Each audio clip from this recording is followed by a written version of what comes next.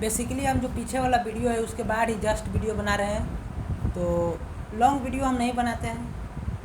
एक ही दिन में ये तीनों वीडियो शूट किए हैं और शूट नहीं किए हैं। बेसिकली हम रिवीजन कर रहे थे, कैमरा चालू है, हमको शूट करने नहीं आता है तो कैमरा चालू कर देते हैं।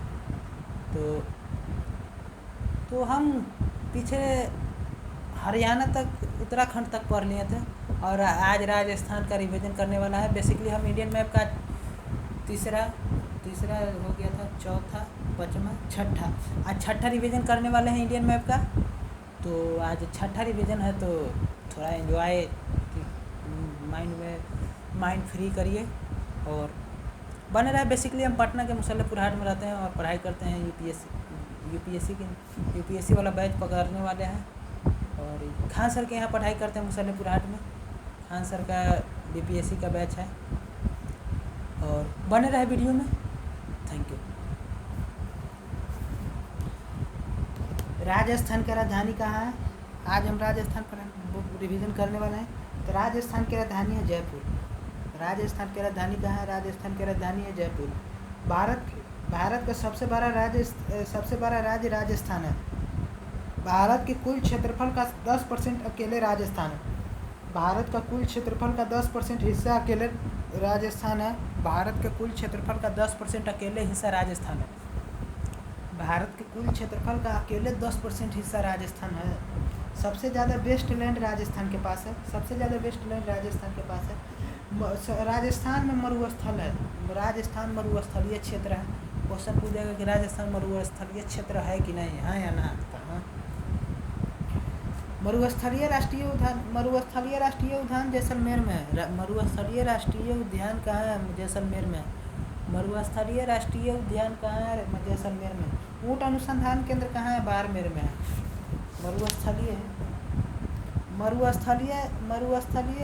मरुस्थलीय राष्ट्रीय उद्यान कहाँ है? तो जैसलमेर में। मरुस्थलीय राष्ट्रीय उद्यान कहाँ है? जैसलमेर में। मरुस्थलीय राष्ट्रीय उद्यान कहाँ है? जैसलमेर में है। मरुस्थलीय राष्ट्रीय उद्यान कहाँ है? जैसलमेर में है। ऊँट अनुसंधान केंद्र कहाँ है? बाड़मेर में है। ऊँट अनुसंधान केंद्र बाड़मेर में है। ऊँट अनुसंधान केंद्र कहाँ है? बाड़मेर में है। ऊँट अनुसंधान केंद्र बाड़मेर में है। राजस्थान मरुस्थलीय क्षेत्र है। मरुस्थलीय राष्ट्रीय उद्यान जैसलमेर में है और ऊँट अनुसंधान केंद्र बाड़मेर में है। ऊँट अनुसंधान केंद्र बाड़मेर में है। भैंस अनुसंधान केंद्र हिसार में है। ऊँट अनुसंधान केंद्र राजस्थान के बाड़मेर में है, लेकिन भैंस अनुसंधान केंद्र हरियाणा के हिसार में है। हरियाणा के हिसार में है। 4 जिला मरुस्थलीय है। राजस्थान के 4 जिला मरुस्थलीय: गंगानगर, बीकानेर, जैसलमेर और बाड़मेर। तो काची कहा जाता है? राजस्थान के 4 जिला मरुस्थलीय एकदम खराब है। वेस्टलैंड: गंगानगर, बीकानेर, जैसलमेर, बाड़मेर। गंगानगर, बीकानेर, जैसलमेर, बाड़मेर 4 जिला मरुस्थलीय है। गंगानगर, बीकानेर, जैसलमेर, बाड़मेर। भारत अपनी मिसाइल परीक्षण चांदीपुर में करता है। भारत अपनी मिसाइल परीक्षण कहाँ करता है? चांदीपुर। नीचे है चांदीपुर, राजस्थान में नहीं है चांदीपुर। भारत अपनी मिसाइल परीक्षण चांदीपुर में करता है, लेकिन भारत अपनी परमाणु परीक्षण पोखरण में करता है। राजस्थान के पोखरण में भारत अपनी परमाणु परीक्षण करता है। तो भारत अपनी परमाणु परीक्षण कहाँ करता है? तो राजस्थान के पोखरण में अपनी परमाणु परीक्षण भारत करता है। भारत अपनी परमाणु परीक्षण कहाँ करता है? राजस्थान के पोखरण में अपनी परमाणु परीक्षण करता है। जोधपुर में बहुत बड़ा भारतीय वायुसेना का अड्डा है। जोधपुर में बहुत बड़ा भारत अपनी परमाणु परीक्षण राजस्थान के पोखरण में करता है। भारत अपनी परमाणु परीक्षण राजस्थान के पोखरण में करता है, लेकिन जोधपुर में बहुत बड़ा भारतीय वायुसेना का अड्डा है। जोधपुर में बहुत बड़ा भारतीय वायुसेना का अड्डा है। वहाँ पर एक साथ 3 जहाज उड़ जा सकती है, माने उड़ान भर सकती है। जोधपुर में भारतीय वायुसेना का बहुत बड़ा अड्डा है। एशिया का सबसे बड़ा वायुसैनिक अड्डा है जोधपुर में, और यहाँ पर 3 जहाज एक साथ उड़ सकती है, एक साथ लैंड कर सकती है। और एशिया का सबसे बड़ा वायुसैनिक अड्डा जोधपुर में है। एशिया का सबसे बड़ा वायुसैनिक अड्डा जोधपुर में है। एशिया का सबसे बड़ी सैनिक छावनी भटिंडा में है। एशिया का सबसे बड़ा सैनिक छावनी भटिंडा में है। वो भटिंडा कहाँ पड़ता है पता है आपको? ये भटिंडा पड़ता है हरियाणा में। एशिया का सबसे बड़ा सैनिक छावनी भटिंडा में है। अजमेर में ख्वाजा मोइनुद्दीन चिश्ती का दरगाह है। अजमेर में ख्वाजा मोइनुद्दीन चिश्ती का दरगाह है। इसके गुरु का नाम उस्मान हारून था। ख्वाजा मोइनुद्दीन चिश्ती का गुरु का नाम उस्मान हारून था। अजमेर में ख्वाजा मोइनुद्दीन चिश्ती का दरगाह है। इस ख्वाजा मोइनुद्दीन चिश्ती के गुरु का नाम उस्मान हारून था। ख्वाजा मोइनुद्दीन चिश्ती के गुरु का नाम उस्मान हारून था और उस्मान हारून के शिष्य का नाम बख्तियार काकी था। ख्वाजा मोइनुद्दीन चिश्ती के गुरु का नाम उस्मान हारून था। ख्वाजा मोइनुद्दीन चिश्ती का गुरु का नाम उस्मान हारून था।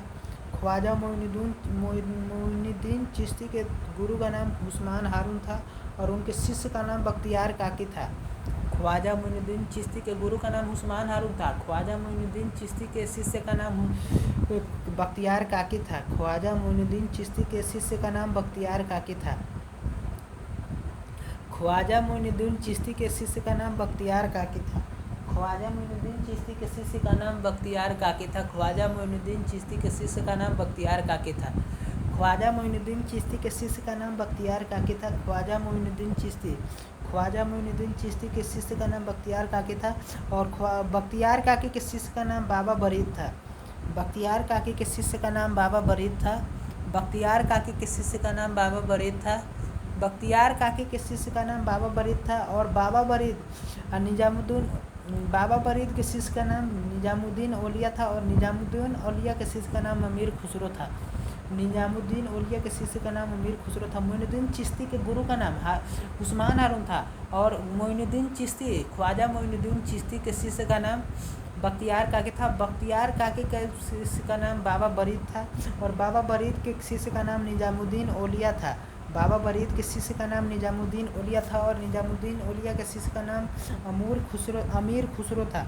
पहाड़ों के बीच मरुस्थल में अगर कोई झील पाया जाता है तो उसे बलसन झील कहते हैं। पहाड़ों के बीच मरुस्थल में अगर कोई झील पाया जाता है तो उसे बलसन झील कहते हैं। पहाड़ों के बीच मरुस्थल में अगर कोई झील पाया जाता है तो उसे बलसन झील कहते हैं। पहाड़ों के बीच मरुस्थल में अगर कोई झील पाया जाता है तो उसे बलसन झील कहते हैं। पहाड़ों के बीच मरुस्थल में अगर कोई झील पाया जाता है तो उसे बलसन झील कहते हैं। पहाड़ों के बीच मरुस्थल में अगर कोई झील पाया जाता है तो उसे बलसन झील कहते हैं। अजमेर का आना सागर झील बलसन झील है। अजमेर का आना सागर झील बलसन झील है। अजमेर का आना सागर झील बलसन झील है।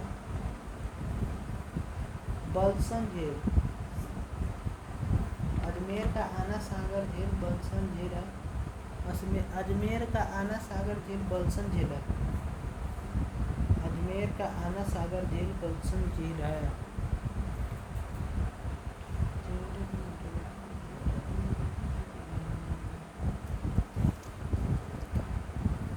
अजमेर का आना सागर झील बलसन झील है। अजमेर का आना सागर झील बलसन झील है। अजमेर का आना सागर झील बलसन झील है। ब्रह्मा जी का एकमात्र मंदिर पुष्कर में है। श्रापित मंदिर कहा जाता है यह। श्रापित मंदिर कहा जाता है। अजमेर ब्रह्मा जी का एकमात्र मंदिर पुष्कर में है। ब्रह्मा जी का एकमात्र मंदिर पुष्कर में है। ब्रह्मा जी का एकमात्र मंदिर पुष्कर में है। अजमेर पुष्कर ब्रह्मा जी का एकमात्र मंदिर पुष्कर में है जो श्रापित मंदिर का इसे कहा जाता है। ब्रह्मा जी का एकमात्र मंदिर पुष्कर में है, इसे श्रापित मंदिर भी कहा जाता है, जो श्रापित मंदिर है। पिंक सिटी जयपुर को कहते हैं।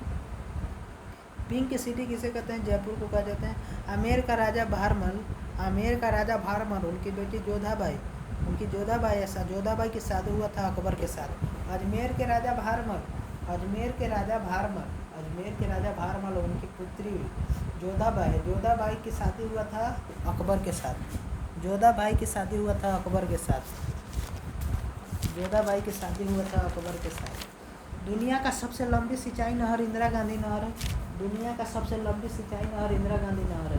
दुनिया का सबसे लंबी सिंचाई नहर इंदिरा गांधी नहर है। दुनिया का सबसे लंबी सिंचाई नहर इंदिरा गांधी नहर है। दुनिया का सबसे लंबी सिंचाई नहर। राजस्थान के सीमावर्ती जिले गंगानगर। राजस्थान के सीमावर्ती जिले जो पाकिस्तान से टच में रहता है, गंगानगर, बीकानेर, जैसलमेर, बाड़मेर। गंगानगर, बीकानेर, जैसलमेर, बाड़मेर। राजस्थान के सीमावर्ती जिले गंगानगर, बीकानेर, जैसलमेर, बाड़मेर। गंगानगर, बीकानेर, जैसलमेर, बाड़मेर। राजस्थान की प्रमुख नहर इंदिरा गांधी नहर है। राजस्थान की प्रमुख नहर इंदिरा गांधी नहर है। राजस्थान की प्रमुख नहर इंदिरा गांधी नहर है। जयपुर के पास आमेर का किला है। जयपुर के पास आमेर का किला है। जयपुर के पास आमेर का किला है। जयपुर के पास आमेर का किला है। जयपुर के पास आमेर का किला है। कोटा चंबल नदी के किनारे है। कोटा चंबल नदी के किनारे है। कोटा चंबल नदी के किनारे है। कोटा चंबल नदी के किनारे है। कोटा चंबल नदी के किनारे है। कोटा चंबल नदी के किनारे है। पूछ देगा क्वेश्चन की कोटा किस नदी के किनारे है? कोटा चंबल नदी के किनारे है। कोटा चंबल नदी के किनारे है। कोटा किस नदी के किनारे? कोटा चंबल नदी के किनारे है।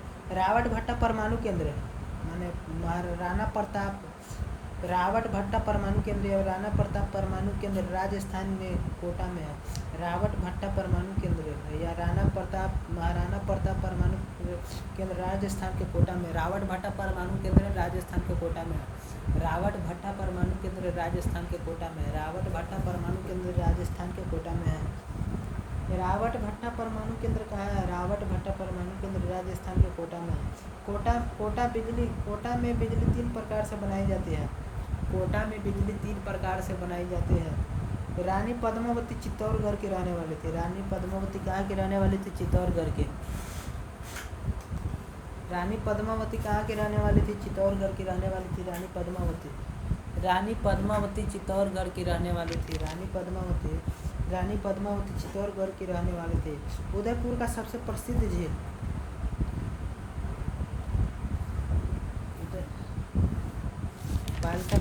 बाल्टक झील नहीं। रानी पद्मावती कहाँ के रहने वाले थे? आना सागर झील। सांभर झील नमक के लिए फेमस है। सांभर झील किसके लिए फेमस है? राजस्थान में सांभर झील है, नमक के लिए फेमस है। यहाँ पर नमक होता है, सांभर झील में होता है। राजस्थान में सांभर झील नमक के लिए फेमस है। ताजमहल का संगमरमर मकराना में से आया था। ताजमहल का संगमरमर मकराना से आया था। ताजमहल का संगमरमर कहाँ से आया था? मकराना से आया था। ताजमहल का संगमरमर कहाँ से आया था? मकराना से आया था। मकराना से आया था। ताजमहल का संगमरमर कहाँ से आया था? मकराना से आया था। ताजमहल का संगमरमर कहाँ से आया था? मकराना से आया था। ताजमहल का संगमरमर कहाँ से आया था? मकराना से।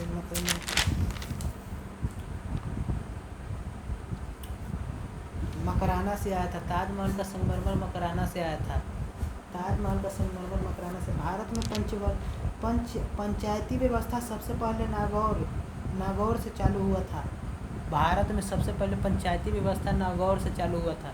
भारत में सबसे पहले पंचायती व्यवस्था राजस्थान के नागौर से चालू हुआ था। भारत में सबसे पहले पंचायती व्यवस्था राजस्थान के नागौर से चालू हुआ था। भारत में सबसे पहले पंचायती व्यवस्था राजस्थान के नागौर से चालू हुआ था। भारत में सबसे पहले पंचायती व्यवस्था राजस्थान के नागौर से चालू हुआ था। भारत में 2 अक्टूबर 1959 ईस्वी से चालू हुआ था पंचायती व्यवस्था। भारत में सबसे पहले पंचायती व्यवस्था राजस्थान के नागौर से चालू हुआ था 2 अक्टूबर 1959 ईस्वी से। 2 अक्टूबर 1959 ईस्वी से भारत में सबसे पहले पंचायती व्यवस्था 2 अक्टूबर 1959 ईस्वी में चालू हुआ था। 2 अक्टूबर 1959 ईस्वी में राजस्थान के नागौर से। दुनिया के सबसे नवीन पर्वत हिमालय पर्वत है। दुनिया के सबसे नवीन पर्वत हिमालय पर्वत है। दुनिया की सबसे पुरानी पहाड़ी अरावली पहाड़ी है। दुनिया की सबसे पुरानी पहाड़ी अरावली पहाड़ी है। दुनिया की सबसे पुरानी पहाड़ी अरावली पहाड़ी है। दुनिया की सबसे पुरानी पहाड़ी अरावली पहाड़ी है।